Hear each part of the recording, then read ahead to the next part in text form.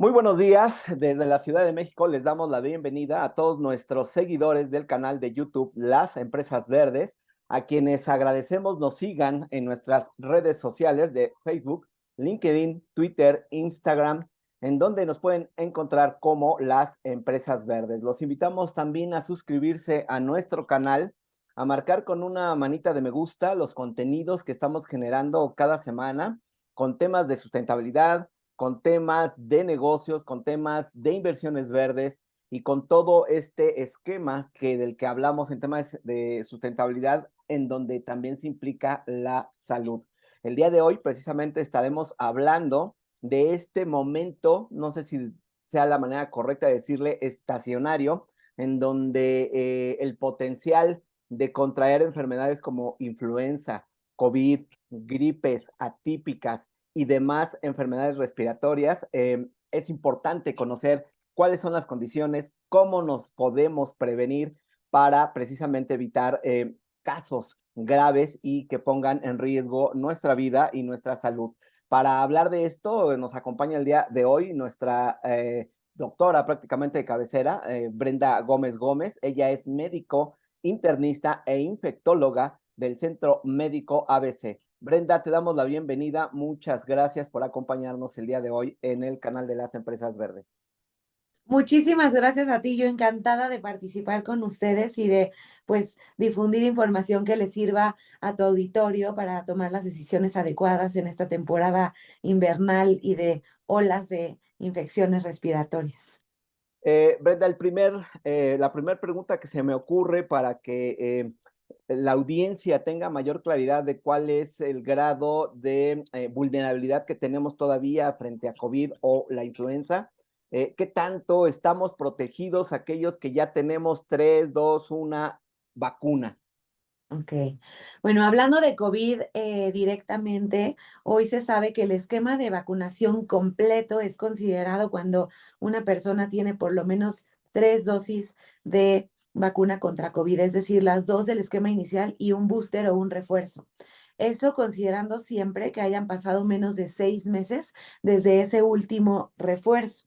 Las personas que tienen factores de riesgo, que tienen, digamos que más de 50 años o que tienen alguna condición médica por la cual su sistema inmunológico pues esté comprometido, se recomienda que tengan por lo menos un siguiente refuerzo en no más de 6 meses después del último. Y hoy, pues digamos que en los esquemas como más completos, la gente que se empezó a vacunar, por decirlo así, en febrero del 2021, hoy lleva 5 refuerzos, bueno, 5 dosis de vacunación con el último refuerzo que salió aprobado por la FDA y por la CDC, que es la vacuna bivalente, que es la que ya tiene información de la cepa original, pero también de la cepa de Omicron.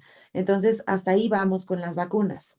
Cuando una persona tiene solamente una o dos vacunas, no es que esté desprotegida como tal, pero sí su sistema inmunológico, digamos que no está completamente listo para enfrentar como la enfermedad como el que se acaba de vacunar recién, ¿no? Entonces yo los invito a que traten de revisar cuándo fue su última dosis y de agendar una vacuna de refuerzo en la medida de lo posible, pues antes de que se cumplan los últimos 6 meses para estar listos para la exposición que viene en estos meses que continúan.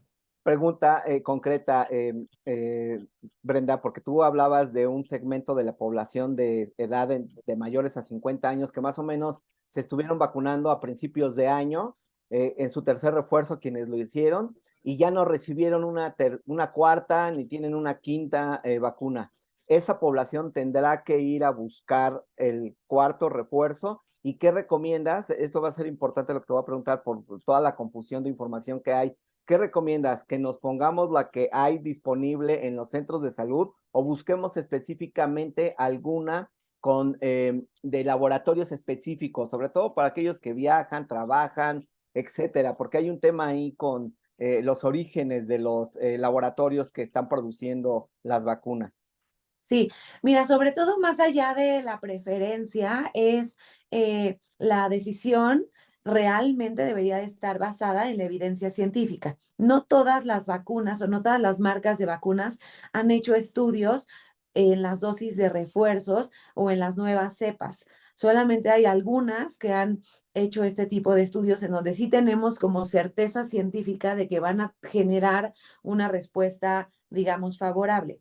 Sin embargo, en nuestro país, pues no tenemos muchas opciones de pronto de dónde escoger. Entonces, como que se hace una compra de vacunas, independientemente de los estudios, se hace una compra en diferentes sitios del territorio nacional porque no compran las mismas para todo el territorio y se asignan. Entonces, la respuesta ahí sería, si tienes oportunidad de vacunarte y no vas a tener oportunidad de escoger, digamos, porque a través de un viaje lo puedas hacer o porque tengas algún tipo de pues sí, oportunidad de estar en el extranjero y que te pongan una vacuna que puedas escoger, pues entonces ponte la que te ofrezcan, porque eso seguramente va a ser mejor que nada.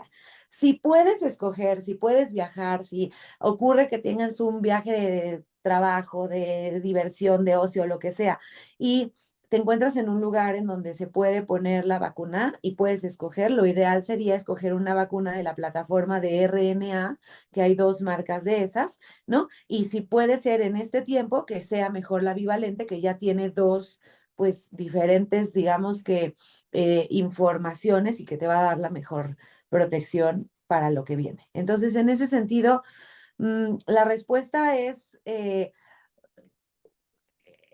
un poco compleja porque depende de lo que cada persona pueda tener oportunidad de hacer, pero si la que nos ofrecen en nuestro país no es la que a ti te guste más, no va a haber otra oportunidad de vacunarte, es mejor que te vacunes con esa, ¿no? O sea, digamos, entonces, en pocas palabras, la que tengamos disponible, hay que ponérsela. Ajá. Y si puedes escoger, entonces mejor que sea una de la plataforma de RNA bivalente. Ahora bien, estamos precisamente, lo que decíamos al inicio, ya en una época estacional, no sé si sea la palabra correcta, Brenda, ya tú ahorita nos lo dirás, en donde por las condiciones climáticas comienzan generalmente, vamos a decirlo de tradición de los últimos 20 años, comienzan a acrecentarse las enfermedades respiratorias, infecciosas, por los cambios de temperatura. ¿Cuáles deberían de ser en este momento las principales recomendaciones para, amén de la vacuna, como ya mencionabas, para resguardarse de evitar contagios, porque ya todo mundo andamos sin cubrebocas? La pregunta concreta es, ¿nos la debemos de poner ahí una? Y la segunda es, este, ¿qué debemos de hacer? Mantener evidentemente muchas de las prácticas que ya teníamos, pero ¿qué debemos de hacer en primera instancia para comenzarnos a resguardar en esta temporada estacional?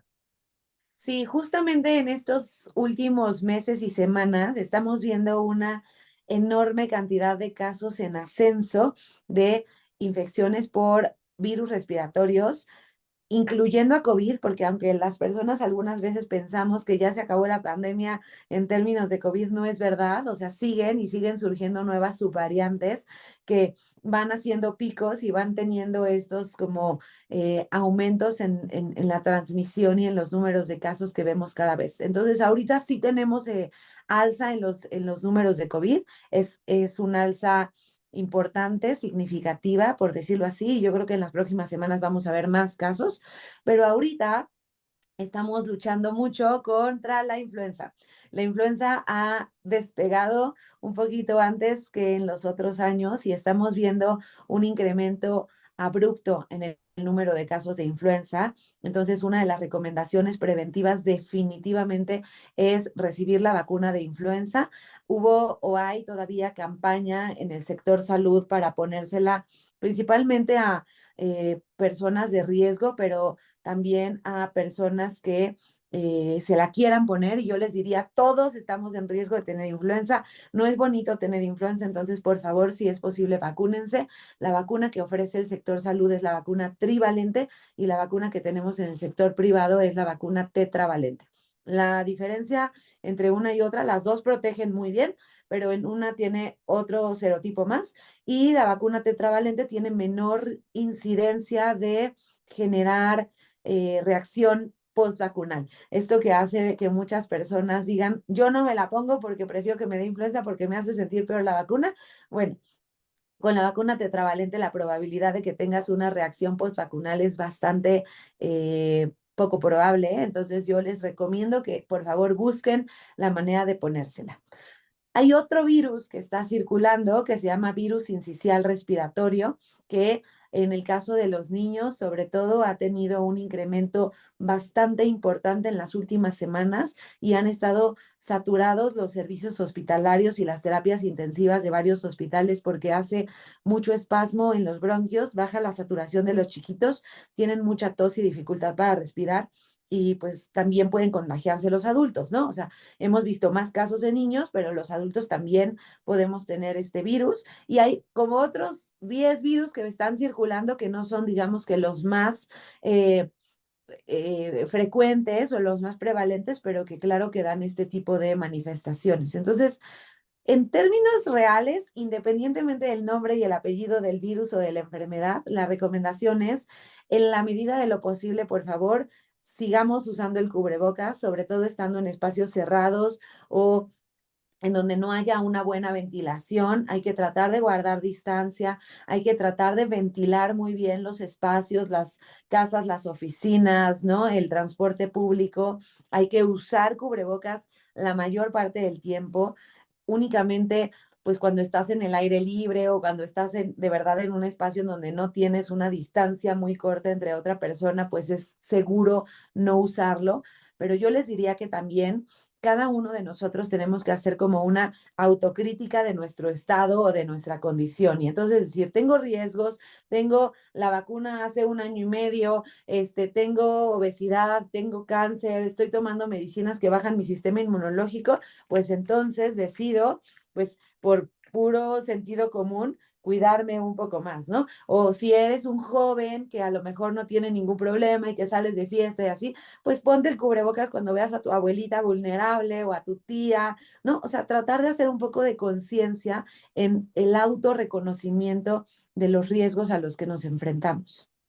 En este momento, ¿es letal la presencia de la influenza o es tratable dependiendo cada caso, evidentemente? Pero ¿cuál es el cuadro general? Es, es un virus que afortunadamente tiene un tratamiento específico que si se usa en los primeros 3 días puede tener muy buenos resultados, sobre todo en los pacientes que tienen riesgo, pero sí vemos pacientes hospitalizados por influenza con neumonías importantes y algunos pacientes que llegan a estar en las terapias intensivas con requerimiento de respiración invasiva, por decirlo así.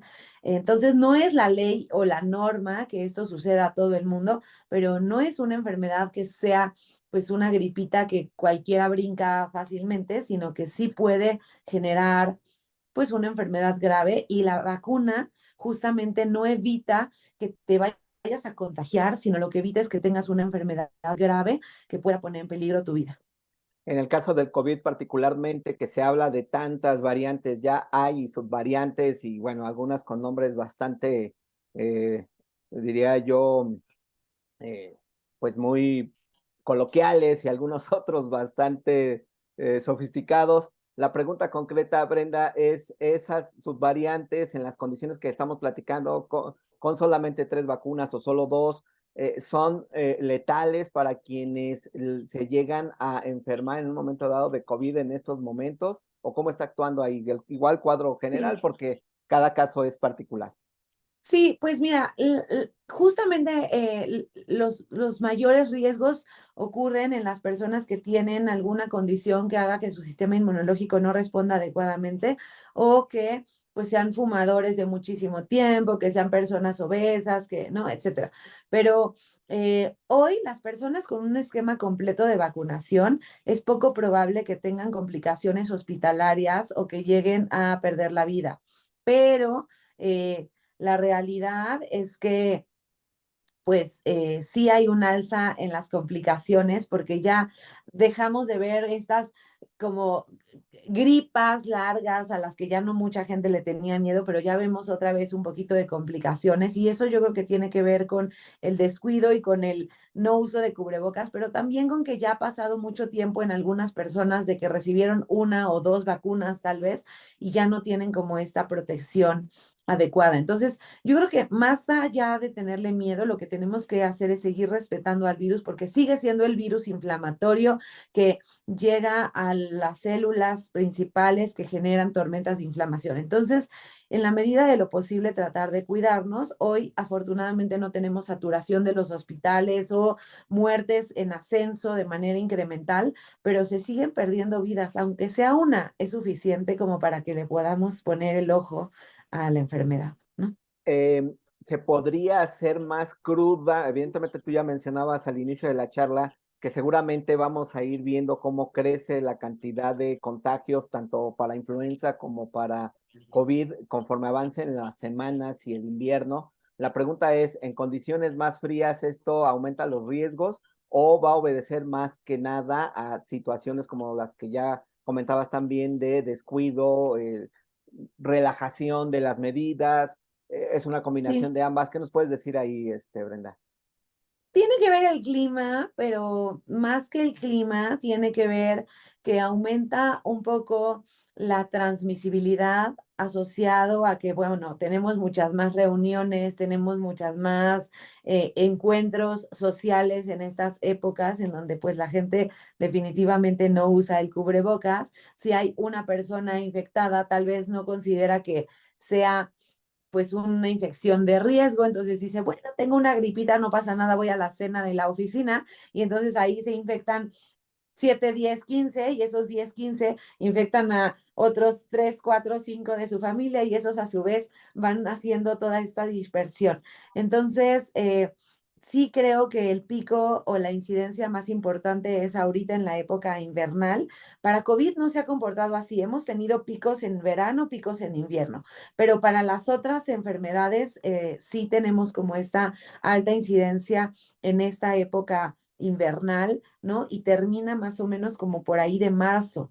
Entonces, o sea, como que nos quedan buenos meses a los que ponerles atención. Síntomas, Brenda. ¿Es igual el síntoma de la influenza que el del COVID? ¿Hay diferencias? ¿Cuáles serían y qué es en donde tendríamos que poner atención si es que ya nos comenzamos a sentir extraños, raritos? ¿Dónde es donde tenemos que prender ya los focos amarillos? Mira, la verdad es que la presentación clínica es muy similar, o sea, no hay como un, digamos, criterio clínico que nos diga, no, hombre, esto es 100% COVID. Tal vez antes con algunas cepas, cuando había disminución del gusto o del olfato, era muchísimo más orientador a que fuera COVID, pero hoy, pues mira, las enfermedades respiratorias te dan a veces dolor de cabeza, congestión nasal, escurrimiento nasal, enrojecimiento de ojos, mucho dolor de garganta, puede haber tos, dolor de pecho asociado a la tos o en casos más graves como dificultad para respirar. Mucho dolor de músculos y de articulaciones. Antes pensábamos que eso era exclusivo de la influenza, que te daba como este dolor de espalda y de músculos así, pero el COVID también lo hace. Puedes tener evacuaciones diarreicas o disminuidas de consistencia, definitivamente bajo apetito y fiebre, ¿no? Entonces es muy inespecífico. Lo que yo les diría es, si tienes síntomas de una gripa, no pienses que es, o sea, una gripa es un virus, se llama gripa porque así le hemos dicho, pero es secundario a virus. ¿A qué virus? Metaneumovirus, adenovirus, rinovirus, coronavirus, de los que no son SARS-CoV-1, SARS-CoV-2 y MERS, sino los 4 coronavirus que causan los resfriados comunes que todos hemos tenido. Eso es gripa. La influenza también se autodenomina gripa. Entonces, lo que tenemos que hacer es, si tengo síntomas respiratorios, lo primero es tratar de usar cubrebocas, aislarme y en la medida de lo posible hacer una prueba de COVID y de influenza. Puede haber pruebas rápidas que son las de antígenos que venden o que hacen hasta en las farmacias o en algunos supermercados o centros comerciales. Entonces te haces la prueba y si la prueba sale positiva para COVID, pues sabes que tienes que estar aislado por lo menos unos 7 días, de 7 a 10 días, e hidratarte muy bien, verificar tu oxigenación, tomar paracetamol o ibuprofeno, no automedicarte antibióticos. Los antibióticos no sirven para ninguna de todas estas enfermedades que estamos platicando porque no son bacterias, y estar muy pendiente de tener dificultad para respirar, baja en la saturación, fiebre que no mejore, inmediatamente contactar a tu médico para que te diga cuál es como el camino a seguir. En el caso de influenza, pues te tienes que aislar, beber muchos líquidos también, tomar también medicinas para los síntomas, paracetamol, algún antihistamínico probablemente, pero la influenza sí tiene tratamiento médico antiviral, que es el oseltamivir, que tiene ya muchas marcas comerciales, pero el oseltamivir es el tratamiento de elección y necesita una receta médica. Entonces, necesitas ponerte en contacto con, pues, tu médico o con algún médico o proveedor de salud que te puede expedir la receta y decirte cómo tomártelo, porque en condiciones como falla renal, algunos pacientes inmunosuprimidos o que tienen bajo peso o alto peso, se tiene que ajustar la dosis, ¿no? Muy bien. Por último, Brenda, entonces yo preguntaba, no sé si haya algún semáforo. Ya nos hablabas de la parte general, de los síntomas, de la aparición del virus, pero ¿habrá o hay o existe algún semáforo en donde digamos, si ya estamos en amarillo en estas condiciones, el siguiente paso puede ser rojo ya de gravedad? ¿Existe eso o simplemente al primer mínimo síntoma salir a buscar al médico? No, mira, yo creo que no hay suficientes médicos para atender la cantidad de casos que se pueden presentar, y eso es lo mismo que nos pasó con COVID. Entonces, claro, si tienes a tu médico de confianza y le puedes escribir, siempre hazlo, pero lo que tienes que hacer es, en la medida de lo posible, usar cubrebocas y vigilar tus constantes vitales. La saturación que siempre en la Ciudad de México esté arriba de 90%, en lugares a nivel del mar que esté arriba de 93, 94%, no tener dificultad para respirar, no dolorcito cuando toses, sino que no sientas que puedes meter el aire y que tengas dificultad para respirar, o que te duela el pecho cuando estás respirando, que tengas fiebre que a pesar de tomar medicinas no baje, o que te vean desorientado, confuso. Esos son datos de alarma en donde tienes que buscar a un médico o ir a un hospital sí o sí. Ok. Hay muchas infecciones que seguramente no van a ser graves en muchas personas. Lo que puedes hacer es tomar paracetamol, tomar muchos líquidos, tomar algún antigripal o antihistamínico para que te quite los síntomas, algún jarabe para la tos, descansar, comer saludable. No necesariamente tenemos que buscar a un súper especialista en ese momento, pero si tienes la oportunidad, pues claro que siempre la guía médica va a ser muchísimo más adecuada, sobre todo para que se sienta el acompañamiento y te resuelva todas las dudas que puedas tener al respecto, ¿no? Mucha gente ya hoy con gripe desde iniciado noviembre, ¿no? Y es gente que dice, "No, nada más es una gripita y estoy bien". Y creo que ya casi todos hemos encontrado a alguien en esa condición. Esa gente que está con esos síntomas, ya tú lo mencionabas, de gripa y todo eso, recomendación es aislarse completamente y comenzar a tener un tratamiento, digamos, inicial básico, como tú lo mencionabas, con paracetamol y estos medicamentos. Y si no mejora, entonces ya ir a ver al doctor. ¿Es correcto? Es correcto, y aislarse, pero hacerse la prueba, porque, Ah, ok. o sea, uno puede sentirse muy bien y puedo yo ser la persona sana que hace mucho ejercicio, que tal vez me da influenza, estoy bien vacunada, me dan unos moquitos, toso tantito y puedo seguir trabajando porque me lo exijo, pero eso no significa que no contagie a las demás personas. Y entonces Ok. está la señora que es la secretaria que saca las copias, que tiene diabetes, que está gordita, que no sé qué, y a ella la contagié y ella no va a tener el mismo resultado que yo. Entonces creo que es un poco de solidaridad, de o sea, tenemos que ser una población consciente del riesgo que generamos para otras personas. Entonces se trata de solidaridad. Lo mínimo que podemos hacer es ponernos el cubrebocas y hacernos la prueba. El virus de la influenza es contagioso 5 días a partir de que empiezan los síntomas. Entonces esos 5 días, pues también sería importante, en la medida de lo posible, tratar de mantenernos aislados. Pero, o sea, Lo que es así que casi que imperdonable es no usar el cubrebocas si tienes síntomas respiratorios. Si no me vacuné, no tengo más que 2 vacunas o 3. Si no me he vacunado contra la influenza y me enfermé de influenza o estoy enfermo y de COVID o influenza, me tengo que vacunar, pensaré ya en vacunarme hasta que termine mi recuperación o Sí, estando con la enfermedad me puedo vacunar. no, tienen que pasar por lo menos 15 días después de que te recuperaste para que te puedas recibir la vacuna. Ah, ok, muy bien. Por último, Brenda, y nada más para hacer un recuento de lo que ya platicamos, es uso de cubrebocas, sí o sí, en lugares cerrados, demasiado concurridos, sobre todo el transporte público, que es en donde se hacen aglomeraciones grandes, y en Aeropuertos, aeropuertos, en espacios abiertos entendí, de preferencia en los lugares que son extremadamente concurridos, es decir, tiendas, conciertos, hay que usar el cubrebocas aunque estemos al aire libre, ¿correcto? exacto, Eso fue lo que entendí. 100% correcto.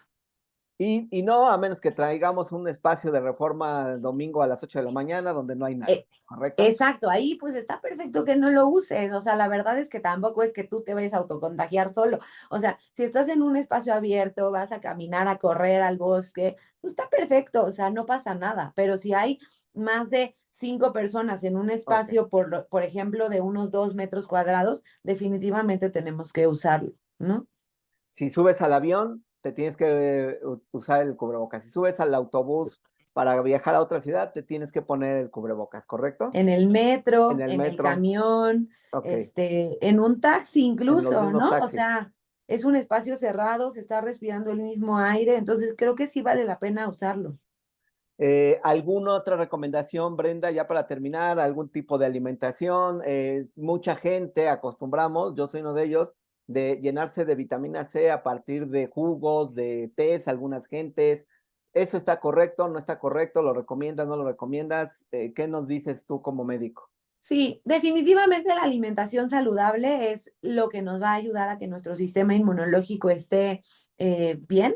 Yo no recomiendo que se automediquen vitaminas, no vitaminas en el jugo de naranja, sino vitaminas de tomar vitaminas C, D, E, zinc, magnesio. Yo no recomiendo eso porque puede ser tóxico, puede ser en algunos casos algo que en vez de generar un bien pueda generar algún daño. Entonces eso hay que verificarlo con sus médicos, pero yo les diría que la cantidad de vitaminas y minerales que necesitamos están en la dieta, en una dieta saludable, rica en vegetales, con proteínas de preferencia magras, con grasas vegetales y grasas buenas, y no tanto con comidas ultraprocesadas, con azúcares, con panes, etcétera. Yo sé que vienen tiempos difíciles porque vienen nuestras fiestas navideñas, etcétera, donde comemos delicioso, pero también nos dejamos pues un poquito de cuidar. Entonces, tratar de hacer eso consciente, hacer ejercicio, eso es súper importante. Eso también mejora muchísimo la respuesta inmunológica. Hidratarnos muy bien, mantenernos hidratados, sobre todo en esta época, ¿no? No hay un número de litros que tengamos que tomar de agua, es más bien no tener sed, o sea, tu cuerpo solito te va diciendo, pero el chiste es estar hidratado en el transcurso del día y pues nada más, o sea, tener estas precauciones y como les decía, hacer una autocrítica de nuestro contexto familiar para tomar decisiones de los riesgos. Yo siempre les digo a mis pacientes que escojan sus batallas, ¿no? Brenda, pues te agradecemos mucho. La verdad es que nos ayudaste a entender un poquito más de una manera distinta el momento y el contexto que estamos viviendo. Efectivamente, todavía el COVID no termina. Debemos de estar muy conscientes de ellos, todos y cada uno de nosotros. Y bueno, pues tomar esta plática contigo tenía ese sentido, poder comenzar a entender qué es lo que debemos de hacer y cuál es el nivel de riesgo que hoy tenemos todavía, ya no solamente con el COVID, sino ya también con la influenza. No sé si nos quieres decir algo más. Yo la verdad te agradezco mucho el espacio y el tiempo que nos has brindado. No, yo al contrario, agradecerte a ti, estoy a tus órdenes, a las órdenes de todo tu auditorio y cuidémonos, ¿no? Vivamos, pero vivamos cuidándonos para poder vivir mucho tiempo más. Entonces, disfrutemos estas épocas navideñas, reunámonos con nuestra gente, pero siempre con los cuidados que tenemos que tener. Brenda, pues muchas gracias y hasta pronto. Gracias, igualmente.